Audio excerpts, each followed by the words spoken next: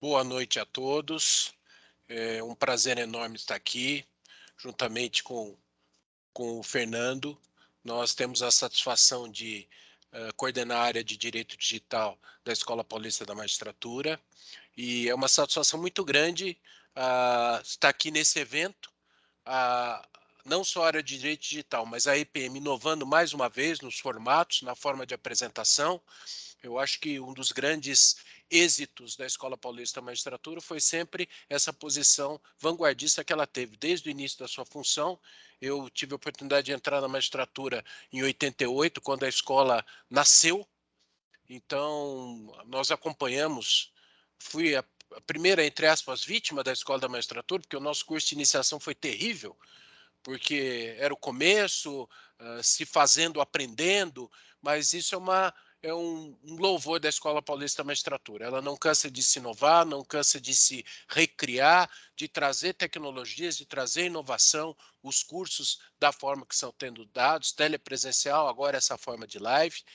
E a ideia desse evento foi trazer apenas um aperitivo a respeito do que nós pretendemos desenvolver dentro da área de direito digital. Dentro da área de direito digital, nós tivemos já inovações bastante importantes dentro da IPM, já iniciadas na gestão do Cortes, do Luiz Francisco Aguiar, que continuam agora na gestão de Zé Maria. Nós podemos destacar a questão da LGPD, nós temos um grupo de estudo da LGPD na área de direito digital da PM, que se integrou, inclusive, à administração do TJ e muito nos auxiliou. Eu tive a oportunidade de participar do encarregado de proteção de dados do Tribunal de Justiça, junto com o Fernando, junto com o Braga, e a participação da EPM, o auxílio, com todas as pessoas, obviamente aqui eu não vou nomear todos, mas várias pessoas de enorme competência na área, que nos auxiliaram muito. E a ideia é, na área de direito digital, continuar nesse trabalho, não só com cursos, mas também nessa integração com o TJ, inclusive para dar suporte aos juízes, que a função da escola, obviamente, não é só de curso, mas celebrar convênios, trazer suporte para juízes e, com isso, trazer informações que vão auxiliar na atividade jurisdicional. Então, a função da escola também visa o jurisdicionado.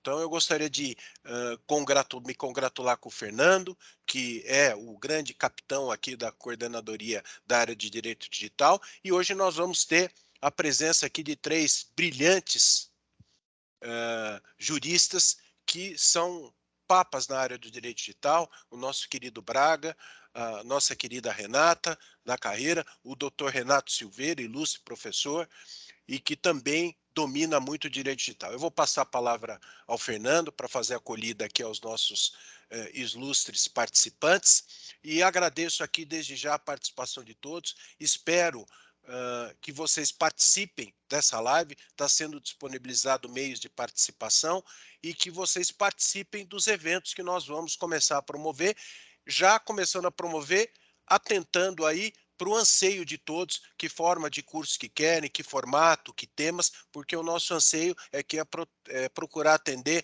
não só os membros da magistratura, mas todos que vão procurar a escola da magistratura. Meu caro Fernando, passo a palavra para você. Muito obrigado, Pedraça. Boa noite a todos os participantes. Eu gostaria de dar as boas-vindas e dizer que, para mim, é um motivo de muita alegria estar aqui, principalmente com os meus amigos Braga, Pedraça e Renata, e com o professor Renato Silveira, que tanto engrandece aqui o nosso primeiro encontro da Coordenadoria de Direito Digital. E quando nós falamos da Coordenadoria de Direito Digital, o propósito dessa reunião também foi nos apresentarmos, eu, Pedraça, que estamos aqui bolando, não é? E prospectando o que seria de interesse da comunidade jurídica, sobretudo dos juízes, dos servidores, que são os primeiros destinatários do nosso trabalho, mas não são os únicos. Toda a comunidade jurídica, formada pelos advogados, pelos defensores públicos, promotores de justiça, procuradores, fazem parte dessa comunidade de estudo, de pesquisa e de crescimento acadêmico. E o motivo da minha alegria não é apenas por podermos apresentar os planos que temos para esse biênio, mas também trazer um pouquinho de tudo que se passou até aqui. O Pedrace já trouxe aqui um pequeno flash do que aconteceu, mas eu me lembro de em 2013, quando foi instituída a Coordenadoria de Ensino à Distância.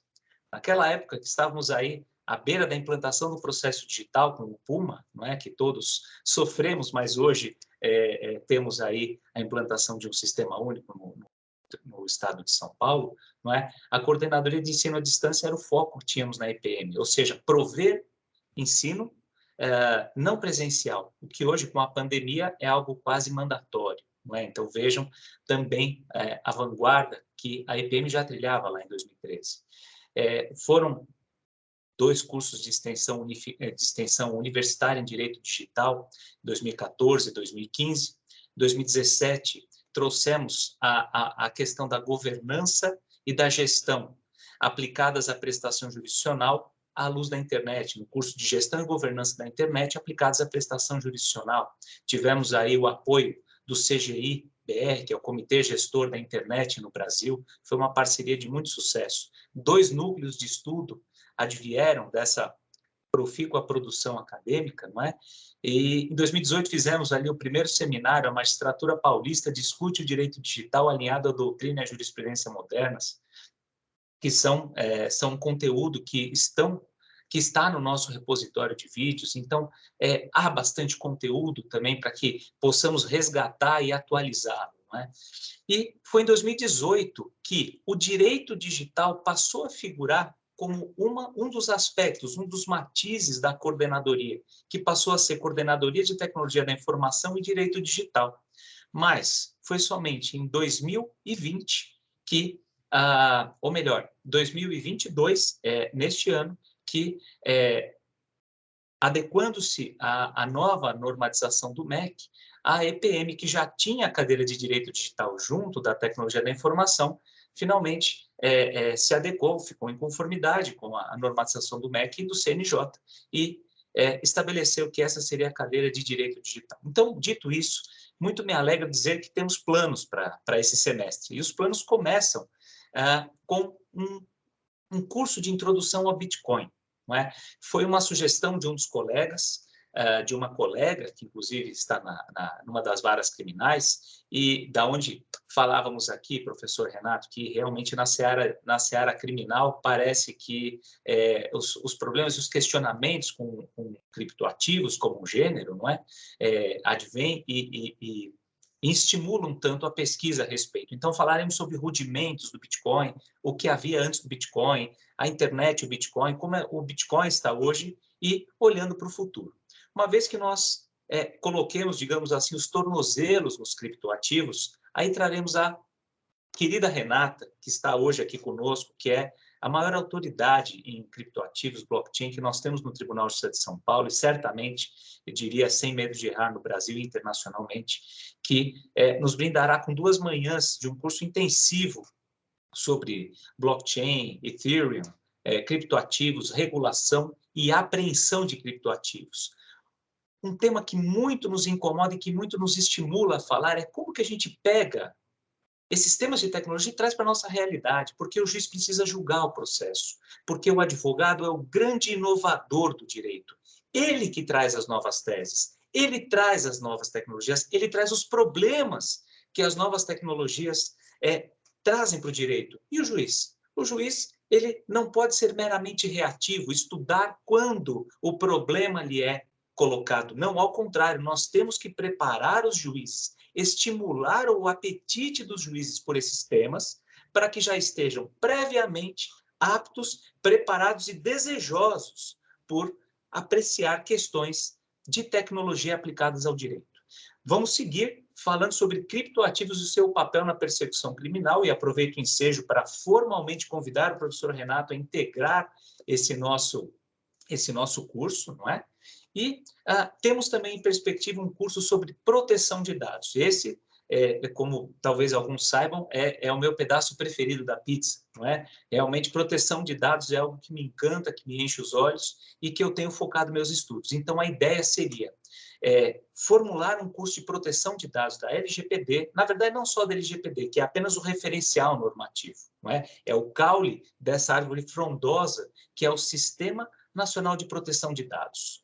Então, partiremos do rudimento até as questões práticas que permeiam as leads forenses. Então, esses são os grandes temas que nós já temos em perspectiva para tratar nesse biênio. Eu aproveito, então, para, dito isso, uma vez dizendo isso, chamar a atenção que na descrição dessa live, aqui do lado esquerdo da transmissão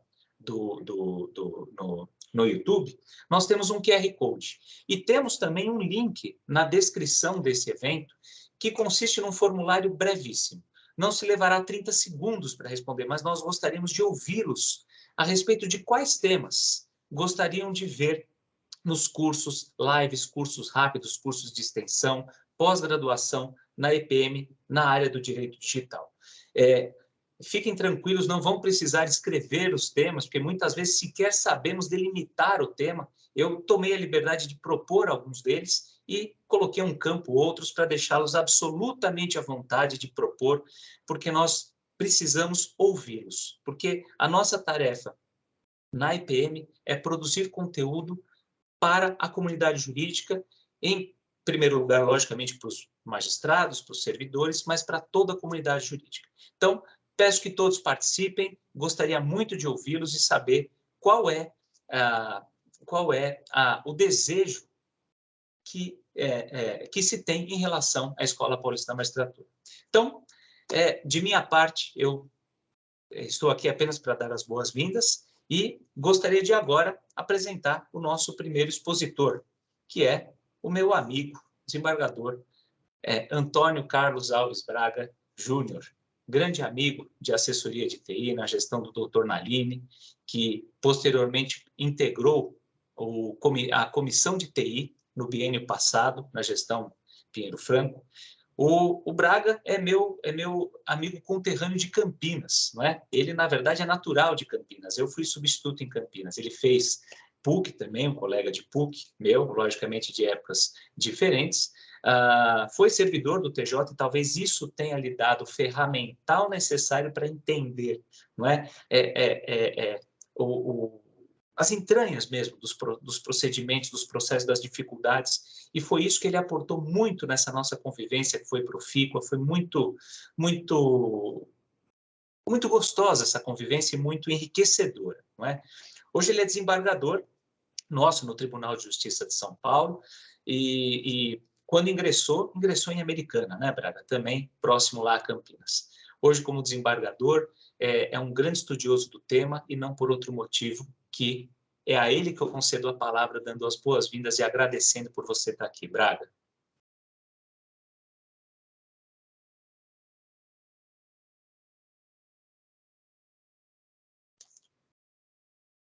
Obrigado, Fernando. Boa noite a todos, boa noite ao Pedrassi, meu companheiro de comissão, professor Renato Silveira, Renata. É muito útil e valiosa essa iniciativa de trazer esses temas todos, reunir esses temas todos debaixo da Coordenadoria de Direito Digital para servir aí os magistrados e a comunidade jurídica de informações desse universo que é tão volátil, que é tão dinâmico, que não dá tempo de implantar uma tecnologia, ela já, na verdade, já migrou para outra e assim é. Aquele livro das 12 grandes tendências, né, que fala. Logo no primeiro capítulo, que a gente vive a era do becoming. Você nunca se torna alguma coisa, você está sempre se transformando em alguma coisa. Então, é meio aflitivo, imagino até para quem não tem isso como temas principais do dia a dia, de se informar sobre isso. Pelo noticiário, eu acredito que fique uma coisa bastante confusa.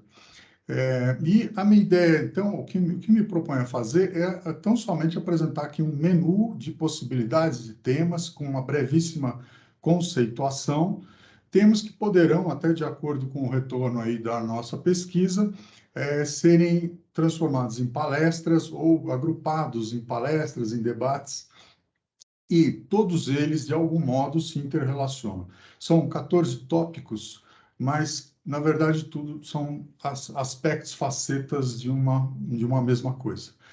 E tudo isso muito já existe, não é novidade, nem é novidade como tema na EPM, mas são etapas da construção de algo completamente novo. Se nós vivemos hoje a nova economia, tem uma ainda mais nova a caminho. A economia do metaverso com criptomoedas, com moedas digitais, com soluções financeiras que nunca existiram, elas não são mera replicação do mundo convencional. Quer dizer, tem algo muito diferente, vai mudar a nossa forma de trabalhar, de estudar, de nos relacionarmos e mudar profundamente a economia. Então, não tem como alguém da área jurídica passar ao largo disso, desconsiderar completamente esses temas. Então, vou diretamente aí aos pontos, objetivamente, com uma brevíssima conceituação, não mais do que isso. O primeiro ponto é o blockchain. Blockchain é uma tecnologia, é a base de tudo, fundamentalmente, do que eu vou falar nos próximos tópicos. É uma forma genial de estruturação de dados, de escrituração, de registrar dados digitais, com uso de encriptação, com uso de um encadeamento. A gente pode fazer um paralelo lá longe com um livro de registro de cartório, um livro de registro extrajudicial, cujo objetivo é manter a perenidade da informação, a longevidade da informação e garantir que não se possam fazer intercalações, adulterações, supressões de dados. Esse foi um grande problema dos primeiros tempos aí da era digital, quando se vê como fazer se um dado digital pode ser simplesmente apagado sem deixar registro, ou pode ser alterado um documento digital sem que eu tenha meios de saber isso. Então, essa foi uma preocupação, uma tecnologia que é concebida lá nos anos 90, e com o uso dela, com o uso da ferramenta, nós temos, então, a possibilidade de ter aplicações. As tão faladas criptomoedas, o Bitcoin é a principal delas e primeira delas, é uma aplicação em blockchain, é uma aplicação da tecnologia, uma aplicação dessa ferramenta. Então, são infinitas as aplicações em todas as áreas possíveis e imagináveis, e muitas nem imagináveis, porque são coisas que nunca existiram.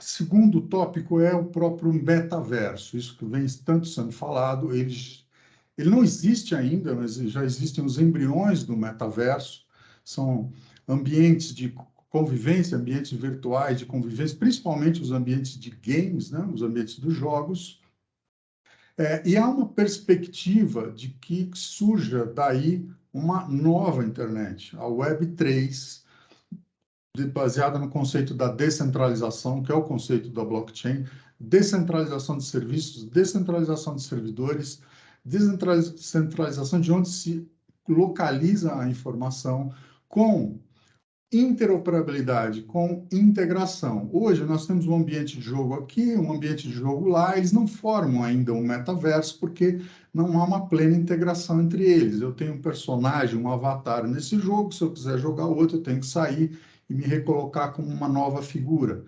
Mas a ideia é que nós possamos circular por esses ambientes, e aí circular no ambiente de trabalho, um ambiente social, um ambiente familiar, um ambiente de entretenimento, assistir um show ao vivo, no metaverso, eventualmente usando o mesmo avatar, ou a roupa que eu compro, roupa digital que eu compro aqui numa loja, eu uso no jogo, etc. e tal.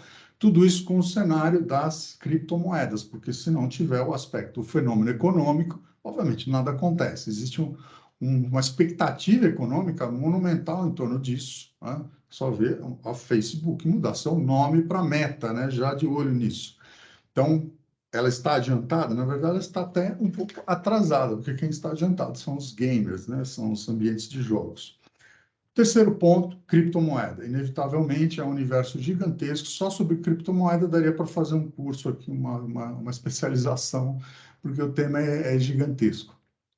Dentro da criptomoeda, nós temos a Bitcoin, a primeira delas, sólida, robusta, que mantém todos os fundamentos realmente mais puros ali do conceito de blockchain, de descentralização total. Então, eu tenho uma moeda, algo que chegou já a ter um valor de mercado mundial de $1 trilhão, hoje menos, porque houve uma desvalorização absurda, né? Como todas as commodities, como todas as bolsas de valores do mundo, que estão derretidas, assim também as criptomoedas, mas já chegou a valer $1 trilhão. Então, essa massa toda não passa de escrituração de transações num livro copiado infinitas vezes, com dezenas de milhares de cópias pelo mundo, que é isso que garante a solidez. Não há uma empresa, não há um grupo de investidores, não há um grupo de controladores, não há um grupo de sócios, não há órgãos governamentais, nada a reger isso, é regido pela comunidade dos usuários, pelos nós dessa rede. É algo incrível, e essa descentralização, essa falta de órgão central, que dá toda a robustez, toda a segurança da blockchain e, consequentemente, dessa modalidade de criptomoeda. Quarto tópico são as DeFis, DEFI, Decentralized Finance. É um fenômeno de produtos financeiros, assim como nós temos todos os produtos bancários, das investidoras, corretoras, etc. e tal, produtos financeiros que nasceram dentro do ambiente, né, do ecossistema das criptomoedas. Então, algo que é uma reprodução e algo que é absolutamente novo, novas ferramentas. Então, investimentos, empréstimos, sistemas de apostas, simplesmente uma infinidade de possibilidades. As trades de criptomoeda, compra e venda em curtíssimos prazos, tudo isso compõe esse ambiente das finanças descentralizadas. Quinto tópico, obviamente, uma decorrência, algo que sempre anda junto, né? São as fraudes financeiras no mundo das criptomoedas. É algo que acaba ganhando muito mais notoriedade, às vezes até do que os outros aspectos, né? Os aspectos positivos desse novo ambiente, desse novo uso da tecnologia, a ponto de assustar muitas pessoas, achar que criptomoeda é igual a fraude, né? Criptomoeda é igual a dark web, é igual a compra de crimes e tal, e que tudo se reduz basicamente a isso. Não é absolutamente nenhuma verdade. Existe um grande benefício para a humanidade com essas novas tecnologias, mas uma parte inevitável que atinge valores astronômicos de centenas de milhões de dólares, eventualmente bilhões de dólares, são fraudes desse mundo financeiro. Onde tiver algo de valor, haverá alguém para criar uma possibilidade de fraude, né? O sexto tópico é a possibilidade, sim ou não, ela existe ou não, se existe, em que medida, com quais ferramentas, de rastreamento, bloqueio, penhora, confisco e resgate de criptomoedas, né? Se há um valor, se tem... É só uma escrituração. Na verdade, as criptomoedas são transações escrituradas num livro digital, mas elas têm valor na medida em que se reconhece valor nelas, elas funcionam como moedas, têm aspectos das moedas tradicionais. E valor, como disse, que já chegou a $1 trilhão. Então, parte disso, sim, é usado para crimes, usado para fraudes. É possível rastrear isso, é possível bloquear, penhorar. Então, é uma grande discussão, né? É algo que está se desenvolvendo também, os modos de tratar isso, de investigar, é algo que está se desenvolvendo muito rapidamente, por causa do interesse que isso produz. Então, é um tema interessantíssimo e bastante vasto. E esse interessa especialmente aos magistrados, né? Sétimo ponto, de 14, são os smart contracts. O que são os smart contracts? Numa blockchain, que é aquele livro. É um livro digital copiado inúmeras vezes, né? E o fato de ter inúmeras cópias é um aspecto de segurança fundamental. São escrituradas ali transações, mas existe a possibilidade de que nessa blockchain rodem também algoritmos, rodem também pedaços de software, aplicações, coisas que respondem automaticamente às solicitações de usuários. A isso se dá o nome de smart contracts. A principal rede, que se tornou mais notória pela possibilidade do uso dos smart contracts, é a rede do Ethereum. Eu vou usar a pronúncia nacional aqui, Ethereum, que tem a moeda Ether, né?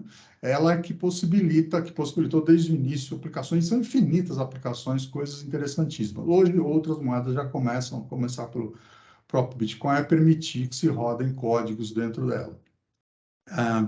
Isso significa uma relação, às vezes, uma relação entre dois particulares, sem um intermediário, sem uma empresa no meio, sem uma entidade, sem uma pessoa, sem um representante, uma relação direta de dois desconhecidos que envolve, eventualmente, pode sim ou não, mas pode envolver dinheiro, somas expressivas, entre duas pessoas que estão interagindo por intermédio da rede num processo de operações sucessivas. Isso é o smart contract, aí se dá o nome. Talvez nem seja um nome muito bom, né? Talvez nem seja smart, porque não é inteligência artificial, Então, não é exatamente um contract, um contrato, mas é o nome que foi cunhado para isso. O potencial disso é simplesmente astronômico. Oitavo tópico é o das cidades inteligentes, ou seja, surgem iniciativas, a Google é uma que tem projetos gigantescos aí de conceber cidades inteligentes. O que são? Maneiras de usar a tecnologia, usar aplicações em blockchain, soluções descentralizadas de interação direta com o indivíduo para melhorar a vida das pessoas nas cidades. Então, um exemplo simples, eu posso ter uma blockchain que permite que eu fotografe um buraco na rua e faça geolocalização dele e coloque nessa blockchain que vai servir para que outras pessoas tomem conhecimento e o próprio serviço público mapeie a partir da interação com o usuário de maneira absolutamente simples, né? Como que é usar um smartphone e fotografar um buraco na rua, permitir um melhor mapeamento desses estragos na pavimentação e uma melhora do serviço com feedback do cidadão. Por exemplo, são infinitas, as possibilidades são infinitas, eu trago apenas essas para não ficar muito abstrato. O tópico 9 são as ferramentas de solução de litígios. A Renata vai nos trazer uma das aplicações práticas, assim, não ficamos nas abstrações que eu estou trazendo aqui, é algo mais concreto, mais palpável, é uma ferramenta simplesmente fantástica, genial. Eu, quando tomei conhecimento dessa solução, fiquei simplesmente encantado. Então, são várias que existem soluções que já permitem, né, que dois particulares, ou uma empresa e um particular, resolvam suas pendências sem nenhum intermediário, envolvendo dinheiro, envolvendo pagamento, envolvendo depósito, liberação para o vencedor da arbitragem, com total segurança, com anonimato, com árbitros de qualquer lugar do planeta que não se conheçam. Então, são soluções como essa, fantásticas, pode até nos ajudar a justiça na solução de conflitos. O 10º tópico, já devem estar ouvindo, se não estão, fiquem atentos às NFTs, são os Non-Fungible Tokens. Diferente de algo do mundo digital tradicional, que é um arquivo digital replicável ao infinito, por exemplo, a MP3, né, as músicas em MP3 que mataram a indústria do CD, né, e simplesmente foi impossível bloquear, impedir que cópias fossem feitas e transmitidas de pessoa a pessoa. Né? Quando surgiu o Napster, que era uma empresa que fazia isso, prenderam o fundador da Napster, não adiantou, porque surgiram os torrents que faziam a comunicação direta de pessoa a pessoa com trocas de bases de dados, a ponto de matar a indústria do CD. O NFT surge com a tecnologia da blockchain a possibilidade de eu criar objetos digitais únicos. E uma vez únicos, não copiáveis, eles passam a ter valor, né? Passam a ser negociáveis, comercializáveis. E se é de fulano, não é meu. Se eu adquirir, ele deixa de ser o dono, passa a ser eu. A ideia realmente da transferência de riqueza, da transferência de valor. Esse conceito surge e as NFTs, que não são, pode ser objetos de arte, pode ser objetos comerciais, produtos, mercadorias, serviços podem ser transformados, basicamente qualquer coisa pode ser transformada numa NFT, é um arquivo digital, eu compro, eu passo a ser o dono dele, eu passo a poder dispor dele plenamente com direito de propriedade. Então, esse é um conceito fundamental, está na base aí de todas dos metaversos que estão surgindo, dos games, né, estão surgindo. Então, esse é um tema que dá origem à expressão tokenização. Tudo está sendo tokenizado. Apartamentos, construtoras podem tokenizar apartamentos e colocar em mercado e assim por diante. 11º tópico, a gamificação. Os games, que vêm se desenvolvendo de uma maneira estrondosa, geraram uma nova forma de utilização da tecnologia, um avanço tão grande. Hoje, o faturamento da indústria de games é o dobro da indústria da música e da indústria do cinema somados. É um negócio surpreendente. Nós temos os jovens aí, profissionais dos games, são atletas dos games, jogam em estádios lotados, todos assistindo pelo telão, aquele rapazinho lá de uma equipe de 5, 6, jogando, esperando fases e ganhando, quer dizer, e ganhando salários de milhões de dólares por ano. Então, a gamification é utilizar esse conceito dos games, essa lógica dos games, as ferramentas dos games para outras atividades. Por exemplo, na sua organização, no nosso tribunal, por exemplo, fizemos uma campanha de aumento de produtividade, uma campanha de redução do uso de energia elétrica, redução de custos, qualquer coisa. Imagina fazer uma campanha de esclarecimento hoje em dia, que coisa chata, que coisa talvez ineficaz. Querer fazer divulgação de informação para quem já está abarrotado de informação, né? Acabam sendo as campanhas de esclarecimento extremamente ineficientes. Uma estratégia é transformar isso num game, transformar isso numa atividade interativa, desenvolvida em equipes, com premiações, com estímulos, com fases, etc. e tal, se envolva. Isso está sendo usado por empresas, para comércio, para gerar oportunidade de comércio, pode ser usado até pelas instituições públicas. Nós tivemos uma experiência, né, a questão eu não me lembro do nome do programa agora, mas era um programa de economia de energia, das metas do CNJ e tal, e foi feita uma gamificação aqui no TJ de São Paulo. A 12º ponto dos 14 é o Zero Trust Proof, é um conceito de segurança da informação. No mundo da perda de dados, no mundo em que governos e empresas, as maiores do mundo, as maiores Big Techs, perdem dados pessoais na casa dos bilhões, na casa de um login e senha por habitante do planeta, e com os riscos, né, de fraudes e mal utilização disso tudo, surge essa exigência, ou esse desafio. É possível autenticar alguém, reconhecer a autenticidade de alguém na rede, perante um serviço, perante o banco, perante o tribunal, colhendo deles a menor quantidade de dados possível, talvez dado nenhum, né? Essa é a ideia do Zero Trust Proof, né? Confirmações de autenticidade com 0 dados.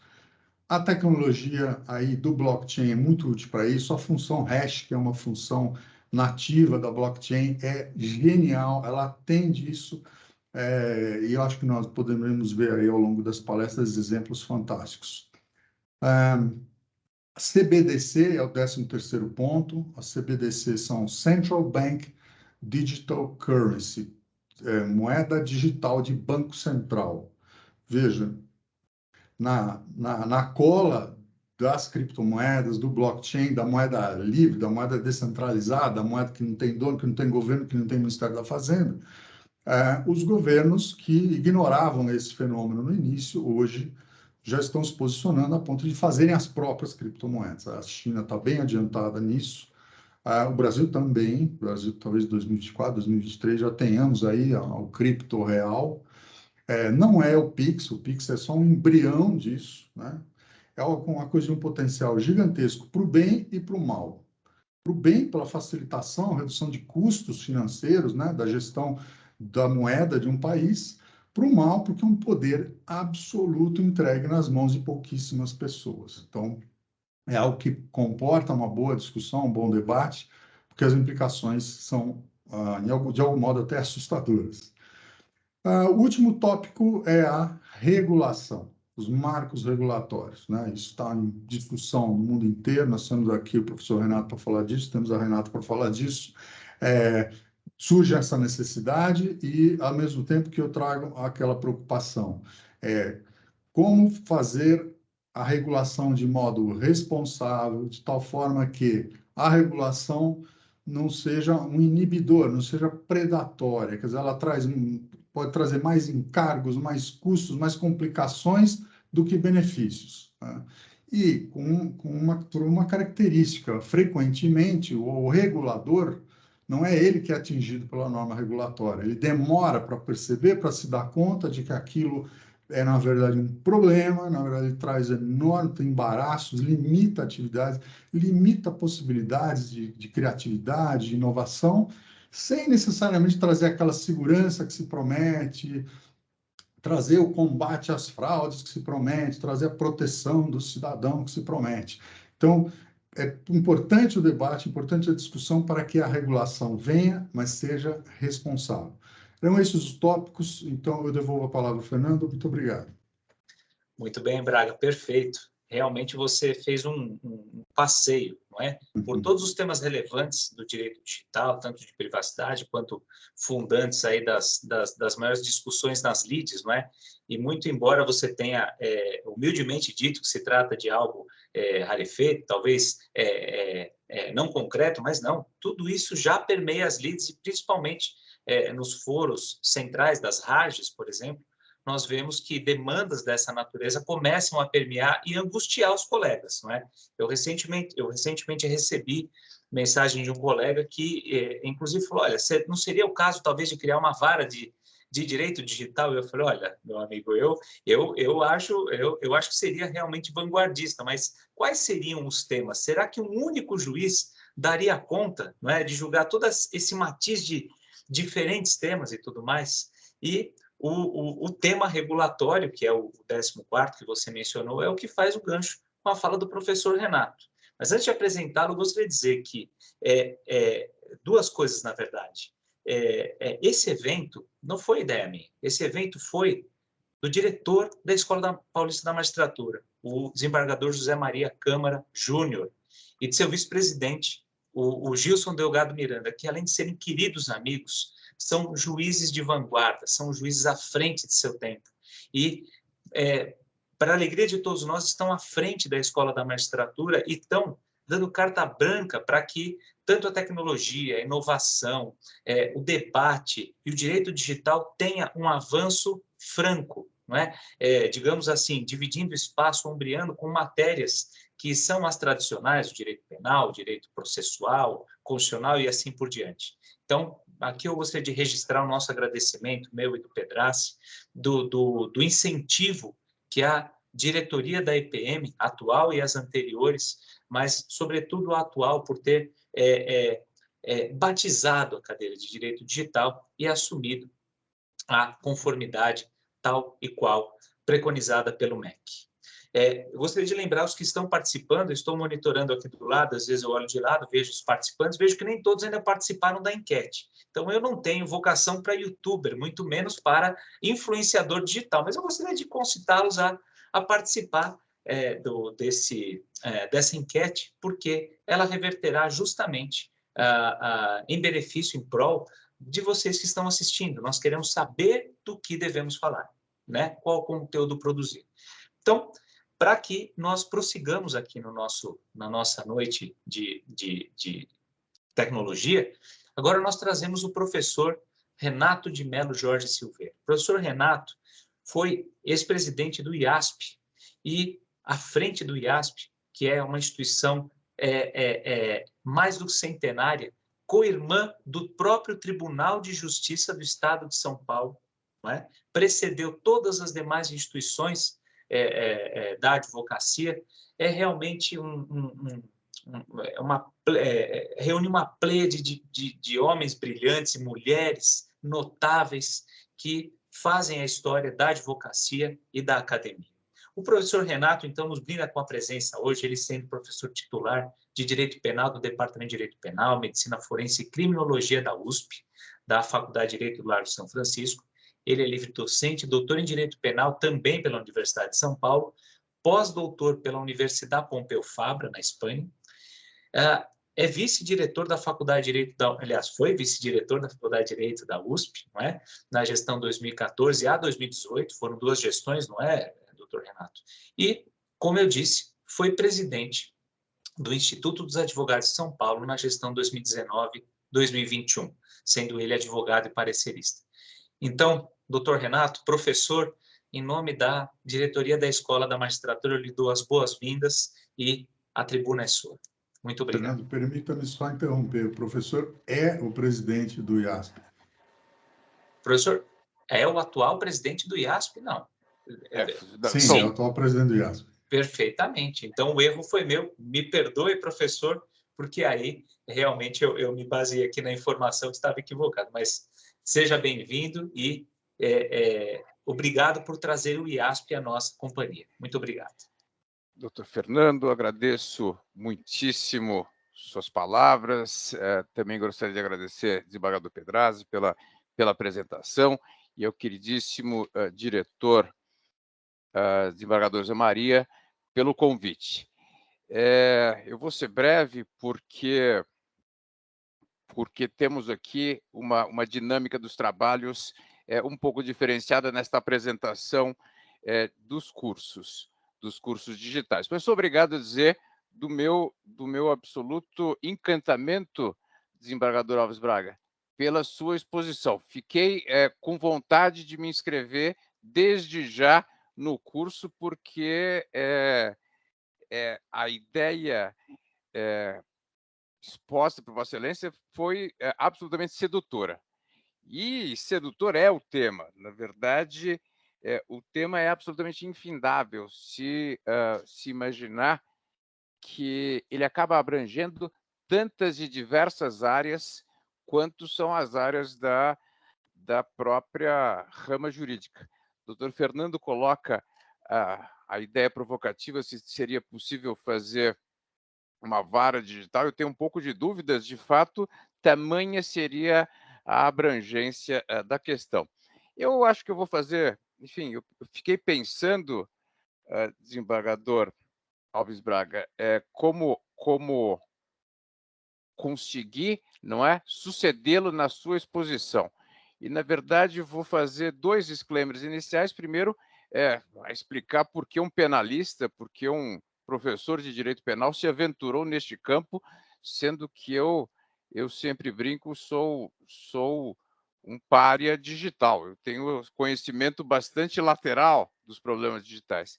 Mas eu acabei me interessando pela questão do blockchain, das criptomoedas, e por enquanto vou chamá-las de criptomoedas antes de passar a chamá-las de criptoativos, ainda em 2015, 2016, quando se discutia pela primeira vez a ideia da possibilidade de repatriação de ativos não declarados no exterior. E estava a viver o direito penal econômico, que é uma área a que eu me dedico um pouco mais, uma revolução por completo. Nós já tínhamos passado por uma revolução significativa no que diz respeito à lavagem de dinheiro, à ideia de identificação dos dinheiros, a uma quebra do sigilo bancário internacional, a uma quebra da ideia de títulos ao portador. Enfim, o mundo estava ficando cada vez mais regulado. O mundo estava interagindo e, nesse esteio, até vieram as leis brasileiras em relação à repatriação ou à regularização de ativos não declarados. Qual não é a minha surpresa que, naquele momento, existe um momento em que essa discussão é internacional e em que existe uma segunda grande explosão de procura aos criptoativos ou criptomoedas. O próprio sistema encontrou uma saída, naquele momento, é isso que se dizia, para uma regulação completa da questão. E, em 2016, começo eu a tentar me aventurar na curiosidade sobre o tema e escrevo alguma coisa, vou à Europa, fico durante um tempo realizando algumas pesquisas e publico um livrozinho que acaba tendo uma repercussão de algum interesse. E de lá para cá, acabei me dedicando e fui reformulando e mudando as minhas ideias como os saltos dos vários temas que Vossa Excelência acabou por tocar. E a grande discussão hoje, que hoje se apresenta, e eu estou sendo chamado em vários eventos, notadamente da magistratura, e aqui o destaque é a preocupação da magistratura estadual, e eu já vou explicar da importância do magistrado estadual se ater a estes temas, mas também federal. Por quê? Porque ao que aparenta, ao que se coloca, ao que é dito na imprensa ou nas várias mídias, parece que vivemos, não é, no mundo, neste universo cripto, por assim dizer, que abarcaria um pouco desses seus 14 temas, um mundo sem lei. Não é? E essa expressão é de um americano que, em 2015, já disse que o mundo, o universo cripto, se assemelharia ao Velho Oeste, não é? Só que o Velho Oeste também deixou de ser Velho Oeste e começou a ser civilizado em algum momento. A dúvida é como civilizar este universo e se temos, nesse momento, aptidão, instrumentos ou instrumental para tanto. Mas antes de partir para esta tentativa regulatória, eu queria explicar a propriedade, e esse é meu segundo tópico introdutório, a propriedade de algumas das colocações do desembargador Alves Braga. Disse ele deste momento da importância dos games, deste momento tão importante que este universo, que aparentemente é desprezado, pelo menos é desprezado por uma geração que dele não faz parte, não é? Muitos dos nossos ouvintes provavelmente nem sabiam da dimensão econômica deste universo, mas eu diria mais, este universo foi o universo fundante das próprias criptomoedas.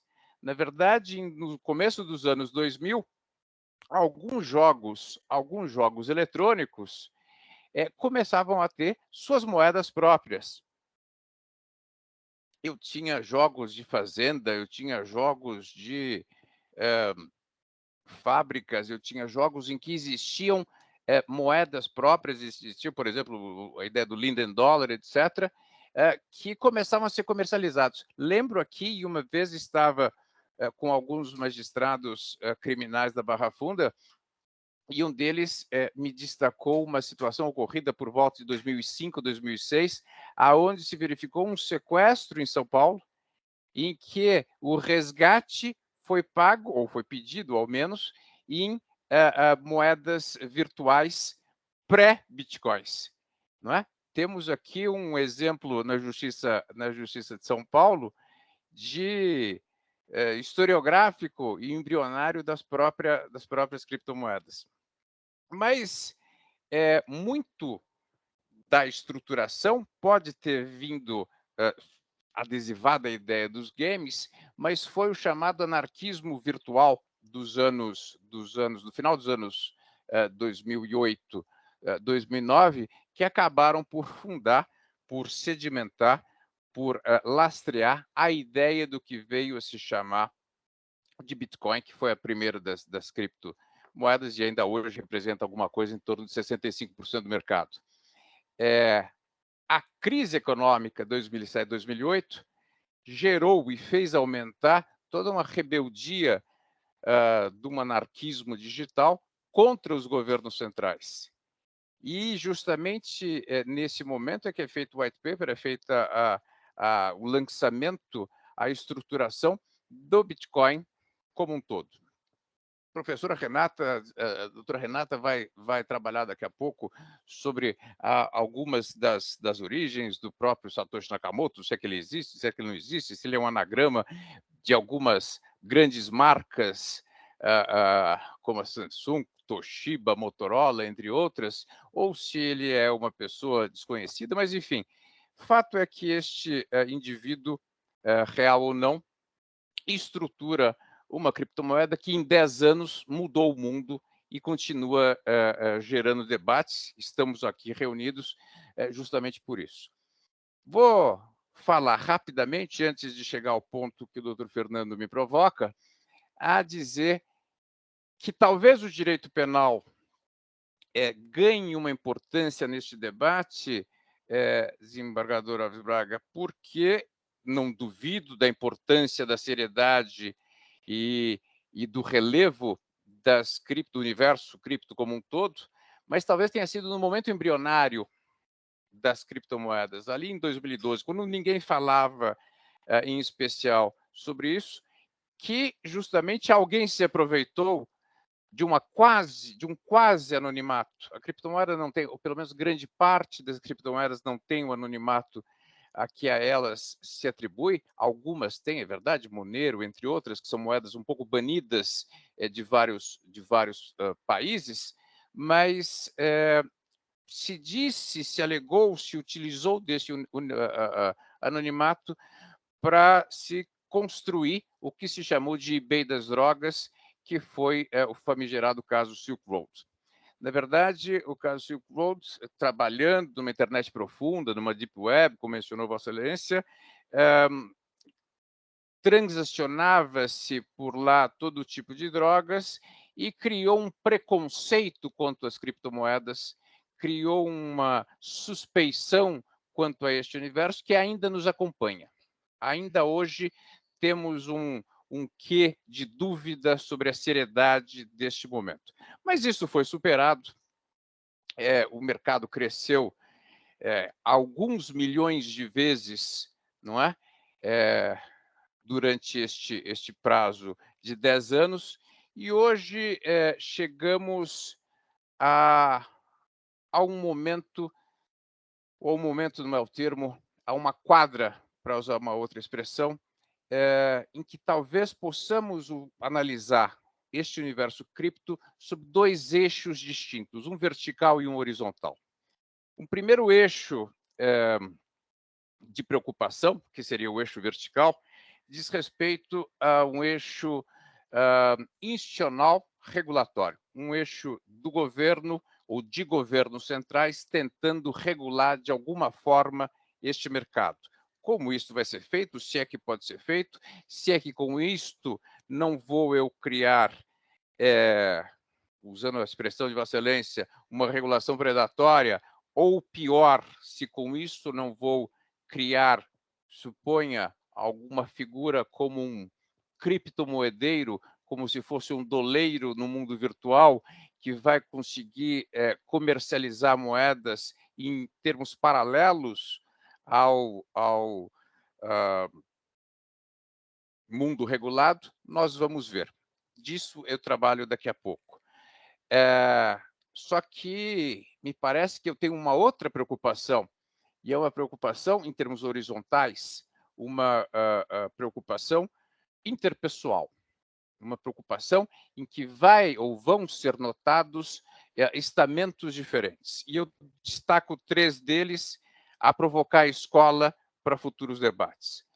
E eles não são sucessivos e progressivos, eles podem conviver, como nós estamos a ver no Brasil esta convivência.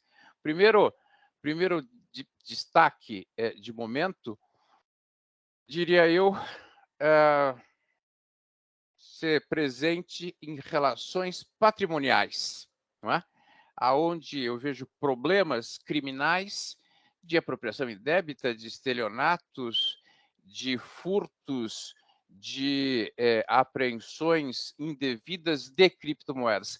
Muito se fala de pirâmides financeiras, eu acho que são mais estelionatos do que pirâmides financeiras, mas, enfim, questões envolvendo os valores atinentes às próprias cripto. Não acho que este seja, apesar de ser um destaque na mídia, apesar de ser um destaque no dia a dia, não me parece que venha a ser este um grande e diferenciador problema, porque escândalos, desembargador Pedrazzi, já tivemos muitos no Brasil, não é? Temos aqui um zoológico de pirâmides financeiras que vão de avestruz a boi gordo ou a outros tipos de escândalos vários, e me parece que neste caso a cripto ou as cripto de modo geral seriam instrumentais do crime, não seriam uma inovação tão grande assim. Temos, desembargador, questões até de sequestros de dados, não é? Aqui o próprio judiciário já se viu vítima em termos de tribunais superiores, etc. Um segundo momento, que este me parece o grande desafio da justiça e do Tribunal de Justiça no momento próximo futuro, há de ser questões atinentes ao que eu chamo de um trinômio penal econômico, que diz respeito a questões alguma questão, talvez, sobre evasão de divisas, essa discussão ainda vai surgir, por enquanto não se tem tão presente, questões de sonegação fiscal, mas questões fundamentalmente de lavagem de dinheiro. Talvez a questão de lavagem de dinheiro seja a mais crucial, a mais delicada, a mais complexa delas todas. Certa feita, estava eu num curso coordenado pelo desembargador Nutti, na própria escola, que me dá a honra de me convidar algumas vezes a falar, a externar as minhas dúvidas sobre direito penal, e uma juíza me indaga: professor, tá perfeita a sua explanação. E o que nós fazemos com organizações criminosas que estão a minerar criptomoedas, não é? Fazendo uma lavagem, digamos, prévia, criacional de criptomoeda. É um problema que talvez os marcos ou os efeitos regulatórios naquele eixo vertical que dizia eu anteriormente tenham que tratar. Mas, de qualquer forma, a grande dúvida a ser posta, a meu ver, desde uma perspectiva criminal, neste momento, ao judiciário, vai se dar em como definir o que é uma lavagem de dinheiro pelas criptomoedas. Porque, afinal de contas, desembargador Alves Braga, eu vou estar ocultando o que já é oculto, ou o que é parcialmente oculto. Então, e veja, Vossa Excelência, como eu, é seduzido, né? Eu não sou aplicador porque não tenho dinheiro para tanto, mas sou seduzido pela tecnologia, eu acho ela encantadora. E eu não posso entender que previamente isto já seja criminalizado. Não é. Tem $1 trilhão ou alguma coisa assim nas contas de Vossa Excelência que me dizem que isto não é crime. Existe uma parcela do efeito criminoso, sim, mas eu tenho que entender que, a prioristicamente, isso não deveria ser visto dessa forma. Mas eu tenho um terceiro momento, e um terceiro momento bastante delicado, bastante complexo. Qual seria, a meu ver, esse terceiro momento? Esse terceiro momento, Excelência, diz respeito à utilização do DeFi. A utilização das cripto, e aqui sim eu já passo a chamá-lo de criptoativos e não mais de criptomoedas, a utilização do instrumental cripto no mercado financeiro, no sistema financeiro, e eu tenho diversos projetos de lei que começam a descrever situações criminosas dentro da 7492, que vem a ser justamente a lei que trata dos crimes contra o sistema financeiro nacional.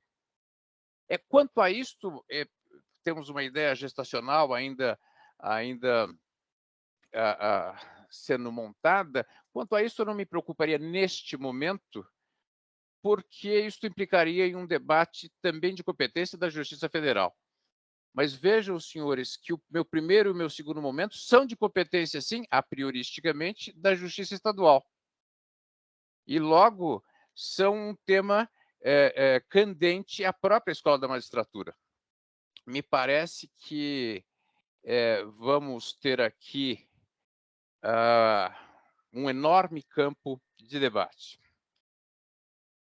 Vou falar rapidamente, doutor Fernando, sobre este eixo, o eixo vertical, que é o eixo de regulação. A regulação é a palavra da moda nos últimos, talvez, 7 anos, um pouco mais do que isso. A regulação tem um condão bastante importante numa política de controle anticorrupcional, numa política de controle anti-lavagem, tem uma relação muito grande com o compliance, que foi o tema da moda da década de 2010 a 2020, não é? Perdeu um pouco de importância, talvez indevidamente, no momento pós-Lava Jato que estamos a viver, mas ainda tem marcos significativos.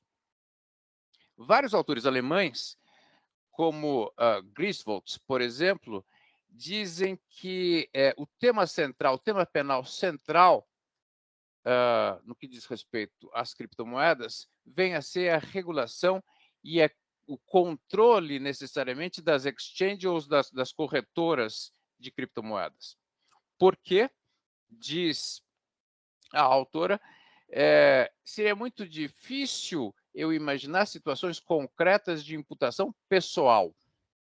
Me parece que no Brasil este dilema não é tanto assim. Eu dividiria as preocupações. Eu acho que temos uma preocupação no eixo vertical, sim, mas temos necessariamente uma preocupação num eixo horizontal de igual forma. E, na realidade, eu já começo a me encaminhar para o final, doutor Fernando, antes que Vossa Excelência me corte a palavra. Isto pode ser mais ou menos evidenciado nos projetos de lei que estão a prever novos crimes no Congresso Nacional. Destaco, em especial, o projeto de lei 4.401, que faz adendos específicos a 9.613, num reforço do que eu estou a dizer. Acho que a lavagem de dinheiro talvez seja uma preocupação grande, sim, e talvez a doutora juíza da Barra Funda, que me arguiu sobre o PCC e a lavagem de dinheiro, tenha mais razão intuitivamente do que poderia destacar.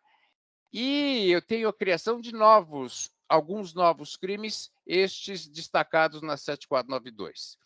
Queria, de qualquer forma, trazer aos senhores que as duas jurisprudências mais significativas, ambas do STJ e ambas tendo como relator o ministro Sebastião Reis, o conflito de competência 161.123 e também o habeas corpus 476.436, referendam um pouco do que eu disse. E o ministro Sebastião Reis reconhece a existência potencial de 3 crimes de evasão, de sonegação e de lavagem. Descarta, ministro Sebastião Reis, a ideia a priorística de evasão, até mesmo porque, desembargador Alves Braga, não tem uma situação de evasão, não é? O comprar uma criptomoeda num ambiente virtual não significa enviar para fora, enviar para o exterior ou manter no exterior. Eu estou mantendo numa outra órbita, digamos, uma outra dimensão, mas não necessariamente enviando para outro país. Estaria, portanto, a prioristicamente destacada. A não ser que façamos aqui uma divagação um pouco criacional demais do que vem a ser o criptoativo, e entender que o criptoativo deva estar por ficção jurídica nesse universo. Mas diz o STJ que lavagem e sonegação são questões potencialmente presentes. Só que continua o ministro Sebastião Reis, não havendo a ideia de evasão de divisas, a competência, no mais das vezes, para a avaliação destes casos é da Justiça Estadual. Logo, temos aqui, e isto no conflito de competência citado, 161.123, é presente.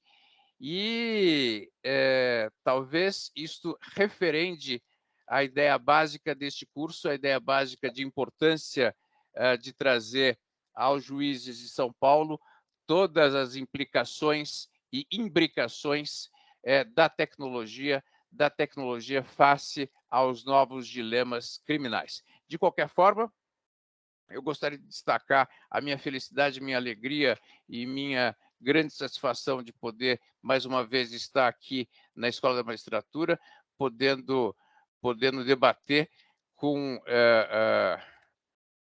o que há de mais brilhante das mentes jurídicas de São Paulo. Muito obrigado, doutor Fernando. Obrigado, doutor Renato. Obrigado pela sua magnífica palestra. Realmente foi um posicionamento do tema que fez surgir questionamentos que eu propriamente não tinha tido, ou seja, será que a própria mineração, que é uma atividade lícita em si, não é, se cogitada de se direcionar a uma prática criminosa, não é? Será que isso já macularia uma atividade lícita? Realmente são questões... Se o senhor me permite, só para fazer uma provocação ao desembargador Alves Braga, ele mencionou a queda significativa que existiu no mercado, e é verdade, o mercado caiu mais de 50%, como todo o mercado mundial de tantas áreas, mas é neste momento de grande oscilação do mercado, e o mercado vai se recuperar provavelmente, mas é neste momento de grande oscilação de mercado em que possivelmente se dá campo para lavagens futuras, sonegações futuras, etc. Por quê? Porque se houver, e o mercado é volátil por demais, se houver uma recuperação do mesmo, enfim, fica fácil a alegação de que ganhos são mais expressivos do que em outras épocas. Perfeitamente, professor. Uma amarração perfeita ao tema.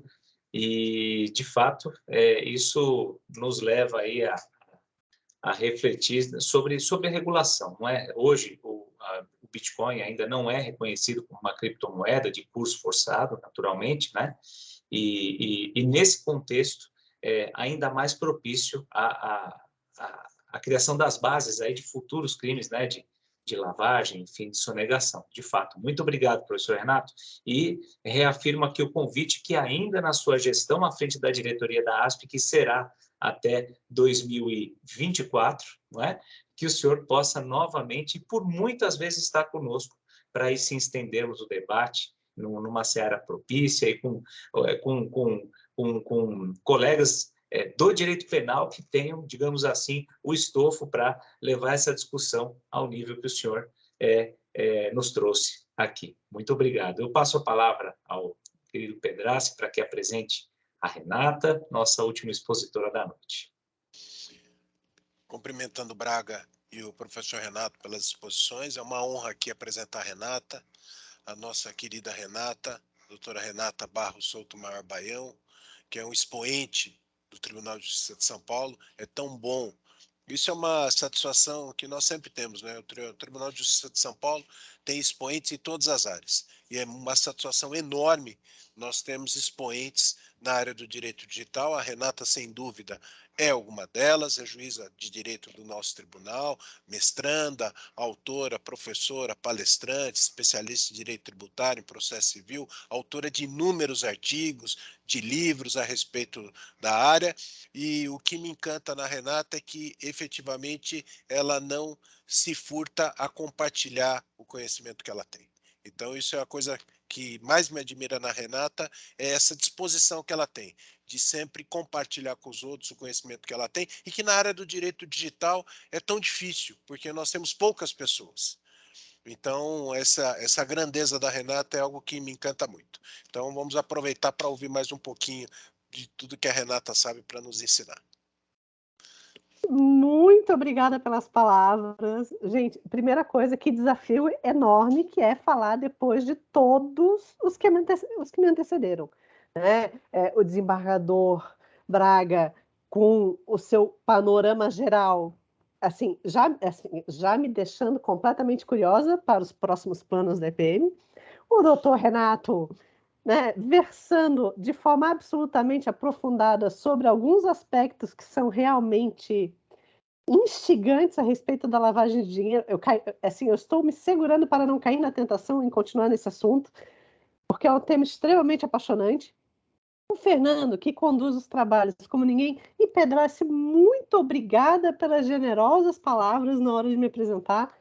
Eu já estou começando agradecendo, enfim. E qual foi a ideia, né? Já que nós tivemos esse voo geral, esse sobrevoo, que trouxe esses assuntos iniciais e para mostrar a diversidade do tema,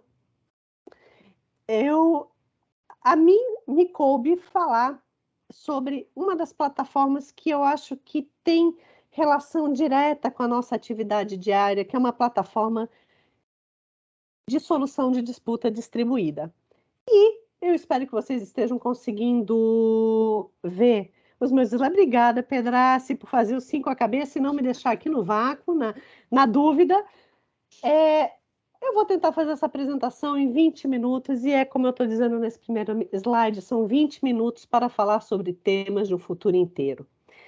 E vejam, esses temas de um futuro inteiro, que já foram elencados pelo desembargador Braga, vão formar, sem sombra de dúvida, o próximo capítulo de nossas vidas digitais. O desembargador ele fez uma referência à transformação da empresa mãe do Facebook em Meta. E por que eu digo com tanta tranquilidade que é o próximo capítulo de nossas vidas digitais? Porque só o Facebook, o Meta, tem 2,8 bilhões de usuários, o que corresponde a 1/3 da população mundial. Então, ignorar esses temas, na verdade, seria, de fato, nos tomar despreparados para reflexões que, sem sombras de dúvidas, o Poder Judiciário vai precisar fazer. E eu quero dizer aqui que blockchain, smart contracts e criptoativos não são novidade na EPM. Né? A Escola Paulista da Magistratura, com a sua postura extremamente vanguardista dentro do direito digital, como o Dr. Fernando Tasso expôs no início de sua apresentação, já tratou sobre blockchain, smart contracts e criptoativos desde 2018, no congresso que foi organizado. Depois, em 2019, houve uma palestra da qual eu participei, e eu tinha recém-retornado do Blockchain Revolution Global no Canadá, e lá o Don Tapscott, que é autor do livro Blockchain Revolution, gravou um vídeo especialmente para o Tribunal de Justiça de São Paulo, e esse livro foi um dos primeiros livros que eu li sobre o tema. E o Don Tapscott, ele diz o seguinte: nós estamos vivendo um momento de transformação da internet da informação para a internet de valor. E isso fica muito claro na explicação do desembargador Braga, quando ele fala justamente sobre esse livro Razão Distribuído, essa forma de estruturação de dados que nós chamamos hoje de blockchain.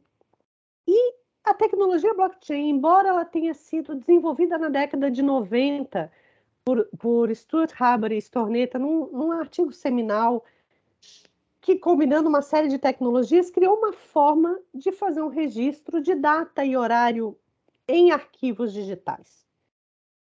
Com o white paper do Satoshi Nakamoto, em 31 de outubro de 2008, logo depois do Lehman Brothers decretar falência, foi em setembro daquele ano, vem a discussão sobre um dinheiro eletrônico, um sistema de dinheiro eletrônico ponto a ponto, que começa a funcionar em 2009 e, de repente, o mundo começa a se deparar com uma forma de transferência de valor diretamente, sem a necessidade de intermediário, em meio digital.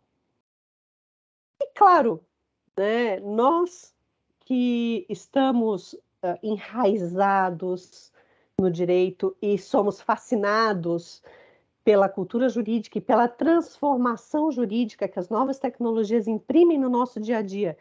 E não só precisamos resolver esses novos conflitos que surgem em razão dessas novas relações jurídicas, nós nos deparamos com um ciclo que é inevitável. Novas soluções tecnológicas trazem novos conflitos, que trazem novos desafios, que por sua vez trazem novas soluções, novos conflitos e novos desafios.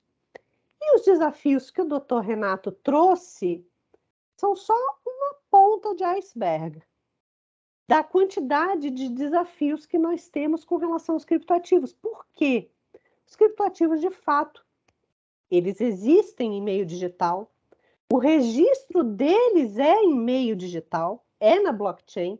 Então, assim, para complementar esse sobrevoo conceitual, vamos pensar que blockchain é uma tecnologia de registro, para nós não entrarmos no funcionamento, em como funciona.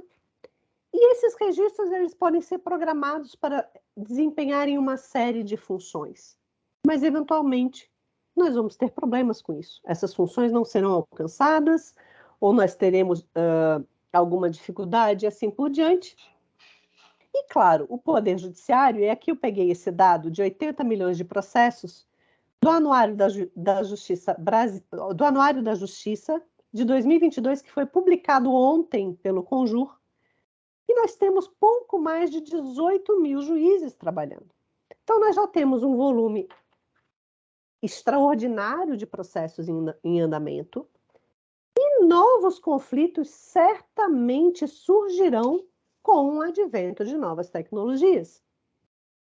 E eu trago aqui uma forma de solução de disputas, uma plataforma de solução de disputas distribuída em blockchain chamada Kleros.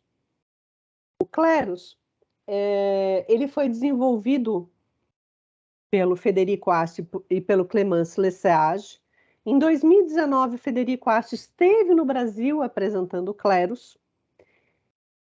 E veja, o Kleros ele se propõe a utilizar parâmetros diferentes de decisão. primeira premissa do Cleros é a seguinte, que as multidões, elas têm uma sabedoria do que é certo ou errado, né? Que ainda que uma pessoa que mora em outro lugar ou fora de um determinado contexto, ela consegue entender razoavelmente a dinâmica de uma determinada situação e identificar o que seria uma decisão justa dentro dessa perspectiva. Além disso, o Cleros ele se vale também de teoria dos jogos, utilizando os pontos de Schelling, e a combinação de mecanismos econômicos de incentivo para alcançar um comportamento desejado. Então, vamos explicar a primeira parte do slide sobre os pontos de Schelling. Schelling ele estudou formas sobre como as pessoas conseguem coordenar a sua atitude, a sua conduta, sem que elas tenham contato entre si, sem que elas conheçam uma a outra. E como é que ele conseguiu aferir isso? Ele fez pesquisas perguntando para centenas de pessoas se você precisasse encontrar alguém em Nova York num determinado dia e horário. Você não sabe quem é essa pessoa e você não tem como marcar um horário com essa pessoa. A maior parte das pessoas diria o seguinte, olha, eu vou me encontrar com essa pessoa, eu procuraria ela no balcão de informações da Grand Central Station. Ou seja, ele diz o seguinte, que mesmo que pessoas que não se conhecem, que não têm como coordenar suas condutas, conseguem, em certas circunstâncias, atingir majoritariamente um determinado posicionamento. E ele aliou isso a mecanismos de incentivo. Por quê? Esse ajustamento de condutas vai acontecer entre jurados. E esses jurados, que serão as pessoas que vão justamente apreciar o conflito, serão sorteados dentre aqueles que comprarem um token. E esse token da plataforma Cleros se chama Pinnacle. Então, aquele que quiser ser um jurado do Cleros, ele vai utilizar Ether, converter esse Ether em Pinnacle, ele vai pegar o Pinnacle dele e vai se inscrever num sorteio. Então, assim, eu quero decidir questões securitárias. Então, ele se inscreve para participar do sorteio de jurados para decidir sobre questões securitárias. Se ele for sorteado, a controvérsia submetida para ele vai dizer o seguinte, olha, quem tem razão? A ou B?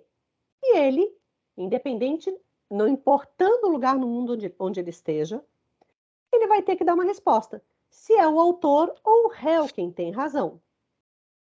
E veja, o número de jurados é sempre ímpar. Essa decisão ela tem que ser tomada por maioria. E aí é que vem o grande pulo do gato do Cleros. Aqueles que votarem com a maioria ganham o token daquele que votou com a minoria. E ainda rateiam o valor das custas do processo. Ou seja, eles têm um incentivo econômico para dar a melhor decisão ao caso que é submetido para eles. Aquele que vota com a minoria perde o token que ele usou para se inscrever. Ou seja, o jurado que votou com a minoria efetivamente perde dinheiro por não ter dado aquilo que para a plataforma é a melhor decisão. E eu trago aqui alguns números do Cleros, nós temos, vejam só, isso em abril, tá, gente? Em 773 jurados, 362 Ethers já foram pagos para os jurados, e hoje em dia nós já estamos em 1.200 casos julgados pelo Cleros. E qual é a grande vantagem do Cleros? É que, ao final desse procedimento, o bem litigioso é adjudicado tão logo encerrados os recursos. E lá naquela apresentação do Federico Asti aqui em São Paulo em 2019, ele traz um exemplo que é o seguinte, imaginando uma prestação de serviço de um site mundial, cujo pagamento é feito em criptomoeda. Esse valor do pagamento, esse contrato de desenvolvimento do site, ele é registrado na plataforma do Cleros. O valor que é pago por quem deseja construir o site fica retido na plataforma do Cleros, o prestador de serviços desenvolve o site, aquele que recebe o serviço, se ele estiver satisfeito, ele dá OK e o prestador recebe. O tomador do serviço, se discorda da prestação efetuada, ele pode abrir a disputa no site e tão logo a disputa é resolvida pelos jurados, aquele valor que estava retido é entregue imediatamente para a parte vencedora. A execução, ou seja, a adjudicação da coisa litigiosa é efetivada tão logo encerrados os recursos disponíveis. Só que para isso, nós precisamos de dois caminhos. Tomar um de dois caminhos, ou seja, primeiro, o registro do smart contract na plataforma, ou seja, aquele contrato da prestação de serviços tem que ser registrado na plataforma do Cleros, ou, como aconteceu no México, firma-se uma cláusula arbitral estabelecendo que a substância da sentença será dada pelos jurados do Cleros. E veja, nesse caso que aconteceu no México, foi justamente isso que foi estabelecido entre as partes. As partes ajustaram contratualmente uma cláusula arbitral e que nessa cláusula a substância da sentença, ou seja, quem tem razão, seria dada pelos jurados do Cleros.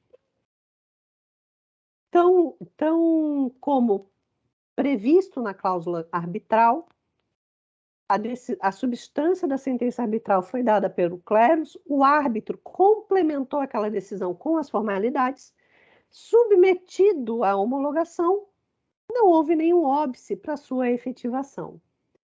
E, além disso, para vocês terem uma curiosidade, né, eu trouxe o exemplo de casos de matéria securitária.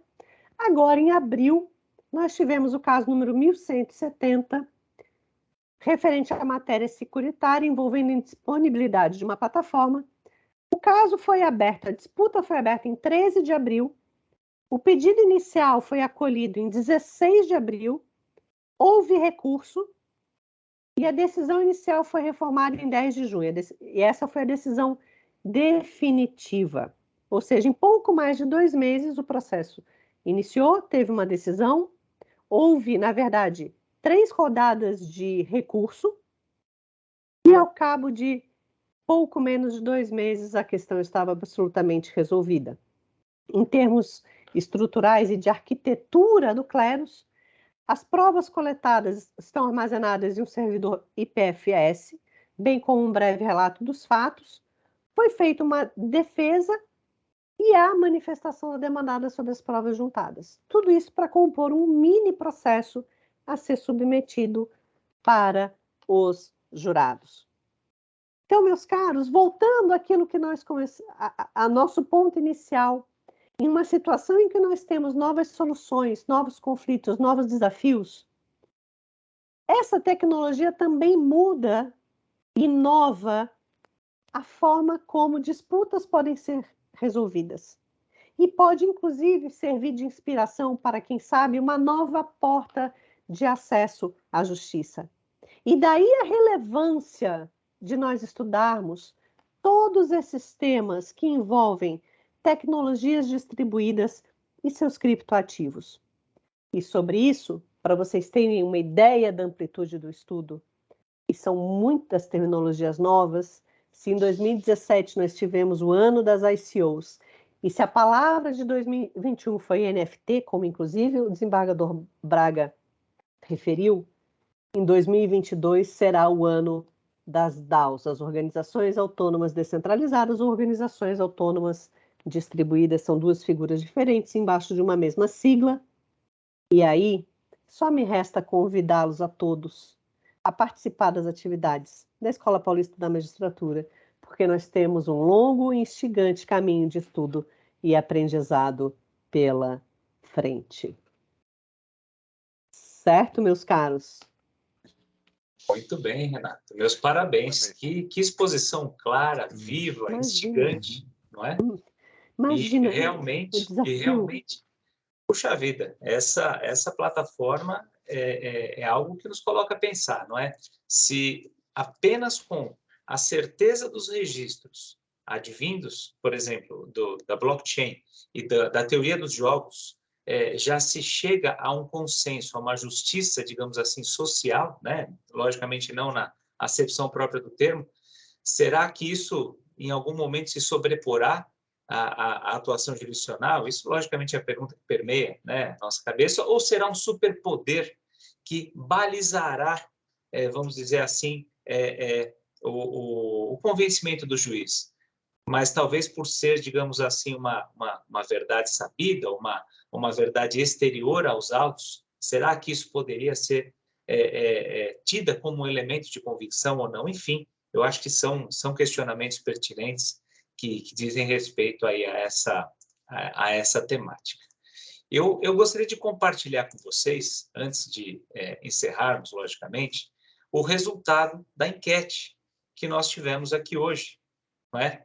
E eu vou repassar aqui com vocês e trazer o cômputo final dos vencedores, não é? Então, percebam aqui que, pelos gráficos da coleta de dados aqui, o metaverso, nova economia, novas relações pessoais de trabalho, foi um dos temas que gerou interesse, né, dos ouvintes aqui do nosso evento. A questão da investigação digital, que consiste na identificação do ofensor por meio dos registros de aplicação e conexão, e aí estratégias processuais de coerção no Marco Civil e no CPC, que são questões frequentes, são questões recorrentes, não é?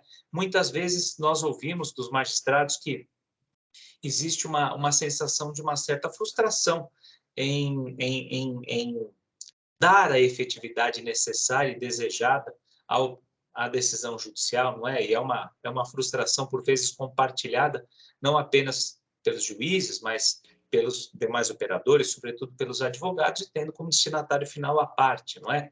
Diante desse cenário em que as big techs, muitas vezes com esse, não com esse juridiquês, mas com esse tecniquez, não é? Muitas vezes nos coloca mais dúvidas do que apresenta certezas. E, na missão de julgar, as dúvidas acabam tendo uma eloquência tal que nos levam a, muitas vezes, ficar um pouco aquém da efetividade desejada. Mas, então, isso já é uma sinalização clara. Eu pergunto se todos estão vendo o compartilhamento de tela. Sim, né? Então, isso é uma sinalização clara de que é um tema relevante. As criptomoedas, como nós abrimos essa série de eventos, não é? Então, parece que fomos certeiros, porque criptomoedas, a questão das corretoras, mineração e stablecoins também foi um dos temas mais votados. Lavagem de dinheiro e criptoativos, então, professor Renato, já legitimado está o convite há pouco feito, não é?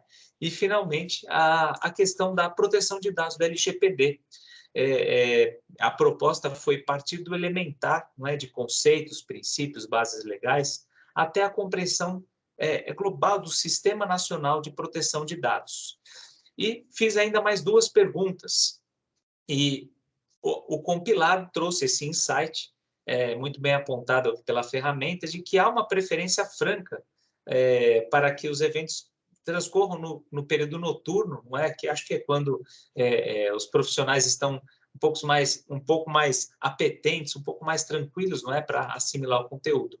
E, curiosamente, veio aqui que cursos mais extensos, com aulas mais rápidas, são mais apetecíveis naturalmente. Então, parece que nesse nosso encontro de hoje, tanto por ser noturno, quanto por ser um evento de apenas 2 horas, parece não ter, ou melhor, ter vindo ao encontro da expectativa, não é? Como já diria o célebre autor, não é? Se não posso ser brilhante, que pelo menos eu seja breve. Tão breve que foi.